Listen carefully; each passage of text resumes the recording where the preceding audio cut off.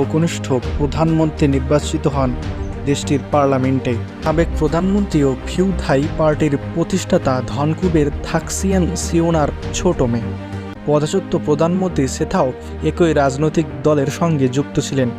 গতকাল সহজেই প্রধানমন্ত্রী নির্বাচিত হন পেতাতার্ন কিনান পার্লামেন্টের 493 আসনের মধ্যে তার দল ও জোটের আসন 341টি। গতকাল অনুষ্ঠিত ভোটাভুটির পেতাদনের পক্ষে 339টি ভোট পড়ে আর বিপক্ষে পড়ে 145টি। পেতাতং ব্যাংককে চুলাংকং বিশ্ববিদ্যালয়ে পড়াশোনা করেছে। উইং উইং ডাকনামে পরিচিত পেতাতং 3 বছর আগে রাজনীতিতে প্রবেশ করেন তিনি। এর আগে তিনি পরিবারের হোটেলে ব্যবসায় পরিচালনা করতেন। পেতাতর্নের রাজনৈতিক জীবন শুরু হয় 2021 সালে। এ সময় ফিউ থাই পার্টির ইনক্লুসিভ অ্যান্ড ইনভেনশনাল কমিটির প্রধান হিসেবে তিনি দায়িত্ব পালন করেন। 2023 সালে আনুষ্ঠানিক